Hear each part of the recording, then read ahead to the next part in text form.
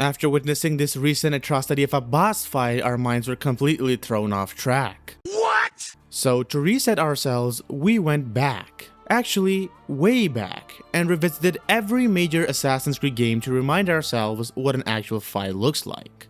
Some enemies were easy, some were moderate, and some were downright brutal. And in this video, we're giving you our definitive list of the hardest enemies from every Assassin's Creed game. And at the end, we'll crown the single hardest one in the entire franchise. So, let's begin. For a game released 18 years ago, Assassin's Creed still holds up shockingly well. It gave us some truly memorable moments, but when it comes to enemies and combat, there's a lot worth revisiting. Unlike the games that followed, Assassin's Creed 1's combat was far more mechanical than automated. You actually had to time your strikes, read animations, and rely on skill, not flashy combos. Because of that, the combat feels genuinely challenging, especially if you're playing it after AC2 or any of the later titles. And to pair with that combat system, the game had its own version of tough enemies. Beyond the standard guards, there was one type that truly stood apart: the Templar Knights, scattered across the Holy Land. They aren't exactly hidden, yet they're not obvious either. You find them tucked away in specific corners of the map, and they even count towards your 100% completion. What makes them different is the fact that you cannot defeat them using the same strategies you use on basic enemies. They counter almost everything, they hit harder, and they tank more damage. So your only options are stealth or pure patience and precision. Wait for that tiny opening, then strike. So when it comes to the hardest enemy in Assassin's Creed 1, it's not even a boss. It's the ones who set the stage for the entire series, the Templars. Although there's no universally agreed upon hardest enemy in Assassin's Creed 2, thanks to the forgiving mechanics and the generous tools the game hands you. But for the sake of this video, we'll pick one subjectively. Excluding your basic guard types, there's one enemy that consistently stands out: the Brute. This guy is a massive pain to deal with. Sure, in later entries, Ubisoft nerfed him down, but in AC2, he was an absolute unit. First of all, he usually leads a full squad of soldiers, which already makes it tough to even reach him. But even if you find one alone, you're in for a rough fight. He carries a giant axe, and if you try to face him head on, you're cooked. Your best options are stealth, breaking his defense, or if patience isn't enough, then just drop a smoke bomb and delete him with a clean hidden blade kill. Brutes may be fewer in number, but whenever they show up, you instantly know you're about to sweat a little. So subjectively speaking, for Assassin's Creed 2, the Brute is the hardest enemy, which is ironic because the game literally spoon-feeds you everything else. Assassin's Creed Brotherhood was peak empowerment. The game made you feel like a true master assassin. You could take on a whole group of enemies alone and still walk away untouched. From combat to stealth, everything was smoother and easier than Assassin's Creed 2. In fact, you can beat the entire game without upgrading even once, provided you understand the combat system. And that's exactly what we did. Brotherhood also introduced the iconic kill streak mechanic. With the right fast or strong weapon, you could do chain kills in seconds. Brutes, papal guards, regular soldiers, it didn't matter. Once the streak started, they all dropped like dominoes. But there's one enemy type that breaks the flow: the spear-wielding Seekers. And they're a whole different problem. Yes, you can break their guard with a kick, but their attacks? Completely uncounterable. They don't care about your timing, your streak, or your perfect rhythm. They strike unpredictably, they interrupt your kill chain, and they turn a clean fight into chaos in seconds. Stealth works, disarming works, breaking the defense also works. But if even one hits you at the wrong time, it's game over. And if you've ever tried the Animus VR training where getting hit even once fails the run, then Seekers gonna make you rage quit instantly. So in Brotherhood, Seekers aren't just the hardest enemy type, they're also the most annoying.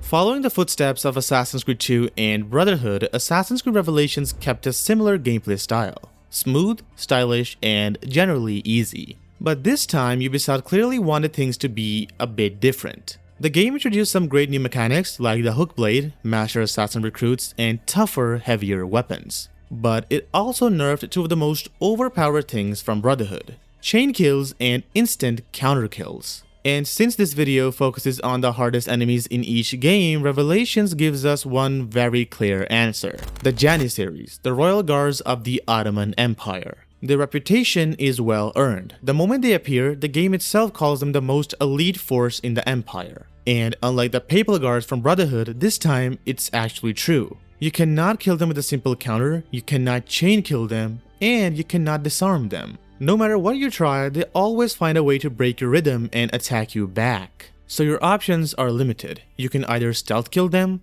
throw a smoke bomb, use the hook blades tricks, or the most effective method is to pickpocket them mid-fight to break their focus, and then strike. This is the only reliable way to kill them quickly, whether you're fighting a group or you accidentally bump into one in the open world. But honestly, unless you're prepared, it's best not to mess with them at all. With Assassin's Creed 3, the old era of the franchise came to an end. The story, the characters, even the gameplay took a major shift. It was easily one of the most hyped AC games of the early 2010s, and with that hype came a completely revamped combat system. The core elements from the previous titles remained, but they were noticeably easier. Counter-kill timings were more forgiving, chain kills were again overpowered, and flashy executions made you feel truly like a lethal cinematic assassin. But instead of giving us multiple challenging enemies, AC3 did something different. It gave us one enemy type that actually felt like a problem: the Jaeger. These elite guards hit harder than anyone you've faced before, especially if your notoriety is high. The Jaeger comes equipped with a pistol, a sword, and bombs, and even chases you relentlessly. He also adapts to how you fight, and just like the Janissaries from Revelations, you cannot counterkill him, and also cannot chain kill him because he shuts all of that down instantly. Your only options left are to disarm him strategically, break his defense, or just use him as a human shield to turn the fight in your favor. Or more simply, just use your tools. Suffice to say, they're the only enemy type in the entire game that can genuinely give you a hard time. Everything else? Pretty much a cakewalk. Assassin's Creed 4 Black Flag is similar to AC3 in many ways, but with a major twist. It gives you both land and sea exploration. To do the game justice, we'll cover both. On land, the toughest enemy is the captain, and honestly speaking, he's basically a reskinned Jaeger. Same moves, same tactics, so there's no need to talk about him in depth. At sea, however, things get intense. The hardest enemy here is the legendary ship named El Impoluto. I hope I didn't butcher the pronunciation, but this isn't just a ship, it's a floating fortress, armed with the best artillery, mortars, and weapons. In short, it's a nightmare to take down. Defeating it requires skill and a maxed out jackdaw. Without upgrades, your luck will eventually run out. Sure, there are shortcuts, some even let you swim straight to it, but where's the fun in that? For us, El Impoluto was the toughest challenge in the entire game. As a bonus, the twin ships also provided a serious threat, keeping even seasoned players on their toes. Being one of the most underrated Assassin's Creed games, Rogue is far more similar to Black Flag than standing entirely on its own. Naturally, it carries over much of the same land and sea combat, but thankfully, it adds a bit of flair of its own. The core premise of the game, shifting from an assassin to Templar, changes the dynamics entirely. Now, instead of being the hunter, you're the one being hunted. On land, this creates some unique challenges. While roaming the city, stalkers can ambush you seemingly out of nowhere. They might not be the strongest in terms of raw power, but what makes them tough is their tactics. They'll whisper first, forcing you to find them, or if you're not paying attention, they strike you from above and then vanish again. But when it comes to combat, there's a captain-style enemy, the Bounty Hunter. With a mask and intimidating presence, he sounds tough, but he's basically the same as previous captain-esque foes with one exception. He cannot be affected by smoke bombs. Beyond that, he's not worth dwelling on. At sea, however, Rogue truly shines in challenge. The Storm Fortress is the ultimate test. Part of the assassin fleet, this massive ship is a powerhouse, and even a fully upgraded Morrigan, which is smaller than the Jackdaw, struggles against it. What makes it terrifying is the fact that even maxed out, it can destroy you with just 2 or 3 volleys of cannon fire. You cannot brute force this fight because it demands strategy, patience, and precision. So for most players, beating it in the first try is near impossible. But were you able to defeat it on your first attempt? Let us know in the comments. Being the first game to be exclusively developed for PlayStation 4 and Xbox One, naturally players expected a huge leap in quality for Unity. While it was heavily criticized at launch for bugs, it still offered a refreshing experience, revamping almost every aspect of the previous games. Combat, however, wasn't Unity's strong suit. It introduced fencing-based mechanics which made fights feel more technical and challenging. On top of that, the AI was smarter. Enemies would coordinate attacks surrounding you and forcing you to think carefully. Among the new enemies, the toughest one is undoubtedly the Officer. Whether you're playing it at a higher or lower level, he hits hard. Head-out fights without strategy or button mashing will result in instant death. It makes sense though. Arno isn't exactly a powerhouse assassin. To take down the Officer, you either need a specialized combat build or a clever strategy. Stealth can be your best friend because once more enemies join the fight, running isn't just an option, it's a necessity. Assassin's Creed Syndicate scaled back many of the features introduced in Unity, including combat depth and enemy variety. Unlike Unity, which had a wide array of enemy types to keep you on your toes, Syndicate only offered 3 or 4 core types. While these enemies become trivial once you level up and acquire better gear and perks, in the early game, the one who will truly test you is the Protector. These enemies are well equipped, wielding a cane sword and fight with a refined, elegant style. Head-on, they can be brutal, requiring skill and precise timing to overcome. Stealth is an option, but in Syndicate, it often feels clunky and unreliable. So brute force is usually the safer approach. Face them prepared, because at lower levels, these foes can genuinely push you.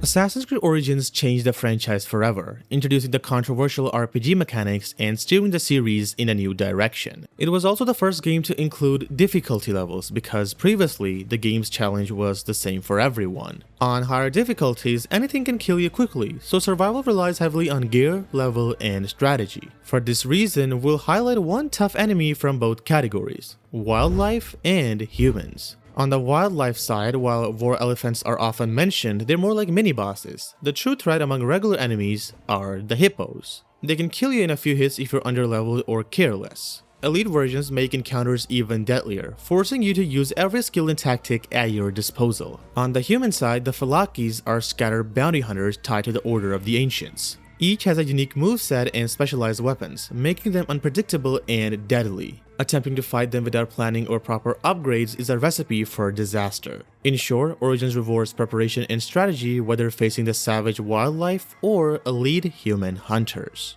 Assassin's Creed Valhalla, similar to Odyssey, introduces some new elements while removing others. One major change was the reduction of excessive grinding, making progression much more engaging. Honestly, we find it easier than Odyssey in that regard, but one of the biggest removals was the mercenary system. In Valhalla, you're hunted by zealots instead. These enemies function similar to Origins Faxx but appear in larger numbers. Each zealot is challenging to defeat, requiring higher levels, better gear, or a stronger build. They're also mandatory targets for progressing through the Order storyline, so killing them isn't optional, it's essential. As for wildlife, the game significantly scaled down dangerous animals, so even on the hardest difficulty, there isn't much to worry about. We could have included boss fights, but those are meant to be much harder, so we'll save them for another video.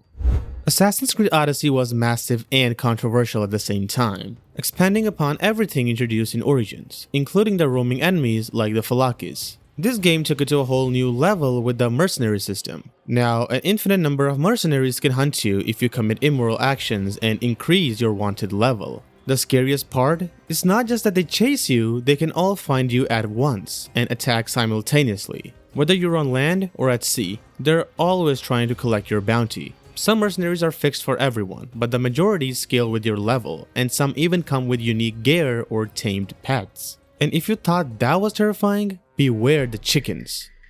Yes, those seemingly harmless animals can kill you in an instant.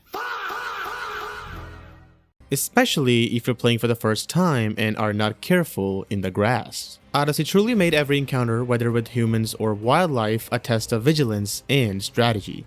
Assassin's Creed Mirage was advertised as a return to the roots of the franchise and was one of the most hyped titles of 2023. Surprisingly, it delivers even better now thanks to numerous updates from the developers. This game got a lot right. Stealth is fun again, parkour is smooth, and the city design perfectly complements all aspects that Valhalla lacked. However, not everything works. The combat is the weakest part of the game. It feels clunky, slow, and breaks immersion. While the developers try to emulate the Ezio trilogy, the game still relies on Valhalla's framework, which limits its fluidity. Even though stealth allows you to avoid combat entirely, creating chaos will bring you face to face with a Shakriya, a bounty hunter who is honestly a nightmare. He throws knives, executes multiple unblockable heavy attacks, and when he does a light attack, it's so fast that you can barely react. And just when you think you finally defeated him, he pulls a 180 and starts healing. For players attempting a permadeath ultimate assassin run, engaging him is a disaster.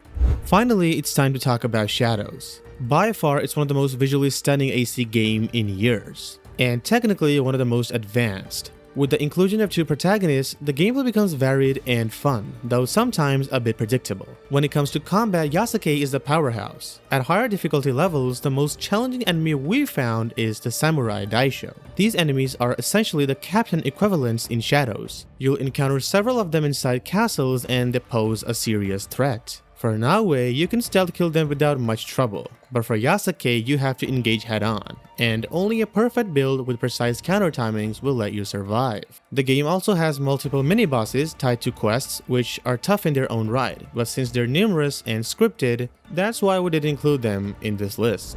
Now that we've gone through the toughest enemies in every Assassin's Creed game, it's time for the ultimate verdict. For that, we're dividing it into two categories. For land enemies, the clear winner is Shakriya from Assassin's Creed Mirage. His speed, unblockable attacks, and healing mechanic makes him the most challenging land enemy in the whole franchise. Speaking of the hardest enemy on sea, it's none other than the Storm Fortress. While El Impoluto is a good contender, the Storm Fortress gave us the hardest time personally. So there you have it, our picks for the hardest enemies in Assassin's Creed, both on land and at sea. And this marks the end of our video. If you think we missed something or something that you disagree with, let us know in the comment section and like and subscribe for more. We'll see you in the next one. Till then, take care and goodbye.